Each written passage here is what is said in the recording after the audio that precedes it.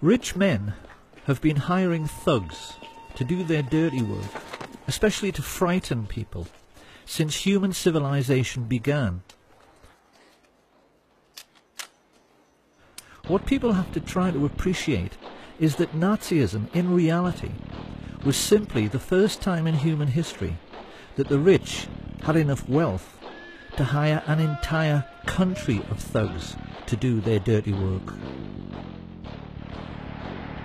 Some of the most emotive images in world history are those of the Nazi war machine swooping across the Low Countries to begin their occupation of France. And people have always assumed that the trucks used for the miles-long troop convoys must have been German trucks. But if anyone at that time had taken the trouble to lift up the cowling and look at the engine, they would have found these were actually Ford trucks, which had been built with personal permission from Henry Ford, who was sitting in his office 4,000 miles away in Dearborn, Michigan, a service for which he was given the Grand Cross of the Eagle, the highest honour the Nazis ever bestowed on a civilian. Ford sued the U.S. Army, the U.S. government in the 50s because during the war the U.S. Air Force bombed their tank-making facilities in Germany. And this is true. And what was it, like 52 or something? They sued the U.S. government for destroying their factories. And they won. They won the lawsuit.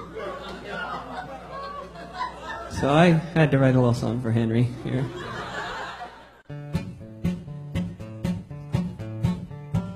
Ford built tanks for the Nazis, and the Nazis used those tanks to gun down lots of soldiers in the U.S. Army ranks. Yes, Henry Ford was a fascist, and a nasty one was he. He built tanks for anyone for the proper fee. Hitler so admired Henry Ford, he kept a life-size portrait of him on the wall next to his desk, and even his legendary Panzer tanks were tainted by these sorts of practices, because they were made by I.G. Farben, who had entered into a cartel with the Rockefellers' Standard Oil. The government in Washington knew all about this, and largely did nothing. Licensing arrangements for trading with the enemy in wartime were issued without any fuss, even to the extent that after the occupation of France, the Chase and Morgan banks in Paris simply carried on doing business as usual. The incredible truth, which the rich elite have managed to hide from the world for 70 years through their control over school books and our education system, is that the Nazi war machine was actually an American business. And for the Rockefellers, DuPonts, Harrimans, Walkers and Bushes in particular, it was a highly lucrative business. For their part, Coca-Cola's contribution to the war effort was to sell billions of soft drinks to the thirsty Nazis, while they were strafing and bombing Allied soldiers, particularly in very hot regions. In the desert, where refrigerators tend to be scarce, there were even stories of Messerschmitt pilots wrapping wet towels around bottles of Coke, tying them to their aircraft, then flying up to altitude, where the cold and the wind chill turned the wet towel into a solid block of ice. They would then dive down, crack open the towel, and enjoy an ice-cold Coke in the desert. If they had wanted to, the Western multinationals could have grounded the Luftwaffe and stopped the war at any time, because the German aircraft were totally dependent on imported supplies of tetraethyl lead, an additive which prevents knocking in aero engines.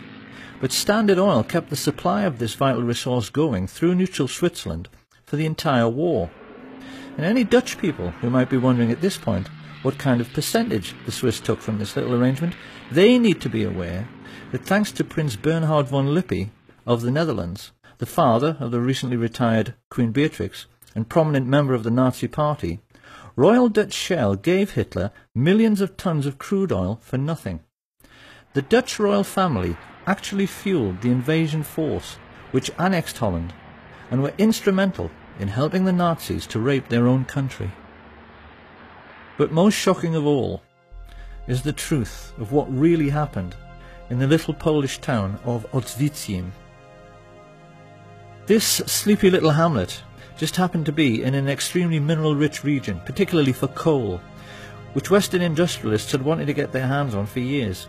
With the coming of the Hitler regime and the invasion of Poland, the fascist financiers had the bright idea of turning this conquered region into an investor's paradise by building a Nazi concentration camp near the town and utilising the slave labour available to drastically reduce their own production costs. Few people are aware of the gigantic scale of the Nazi concentration camp network and are blissfully unaware that the real purpose behind their construction was to make a profit for the rich, which is why they stole all the gold watches, gold wedding rings and gold teeth fillings and melted them down into gold ingots. To this day, there are bars of gold lying in the vaults of the Bank of England, which have the Nazi swastika stamped on them. Gold stolen from Jewish corpses. It shouldn't come as any great surprise that George Herbert Walker's family were slave owners on the cotton plantations of 1930s America. Walker was used to organising slave labour. So while his business associate, Averell Harriman, was paying for Hitler's 500,000 SS troops and supplying them all with brand new Thompson submachine guns, because he did, Walker took over the management of this new Polish concentration camp. And when his Nazi friends started complaining that they couldn't pronounce the name Auschwitz any better than I can, they all got together and decided they had better Germanize the name into something which sat more comfortably on Nazi tongues. It was in this way that the world first heard of Auschwitz. Because the truth about Auschwitz and the entire Nazi war machine is that they were essentially no different to McDonald's. They were American business enterprises abroad, businesses which the richest European families invested in, and businesses which, because of slave labour, made obscene profits, which Prescott Sheldon Bush took and placed in a blind trust, which later financed a Bush political dynasty which produced 2 presidents of the United States, his son, George Herbert Walker Bush, and his grandson, George Walker Bush. This picture of the railway leading into Auschwitz has, since World War II, become the iconic image of the Holocaust. To us it now represents something like the gate to hell. But how differently, one wonders, would we have looked at this image all of our lives if we had always known that this railway line was an American railway line laid by the Harriman brothers on behalf of Uncle Sam. The Standard Oil IG Farben cartel even made the Zyklon B gas for the Jewish Holocaust. Now anyone who at this point is thinking that all this simply cannot be true, because if it was, someone would have sued, well, someone did.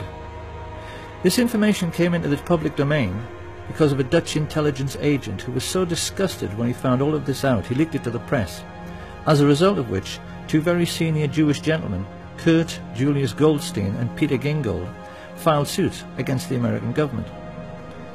Of course, the more discriminating among us will now be asking how it can be that this story went completely unreported in the mainstream media. One might just as well ask why the Times in London was writing favourable stories about the Nazi concentration camps throughout the 1930s, and why Lord Rothermere was still referring to Hitler as a great gentleman as late as 1940. You really would think by now that people would have realised that it isn't so much the bias in the media which really matters, it's the things they know about, but never tell you, that really matter.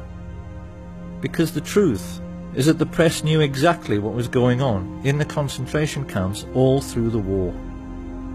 They never said a word about it, because they knew who was making money from the slave labour.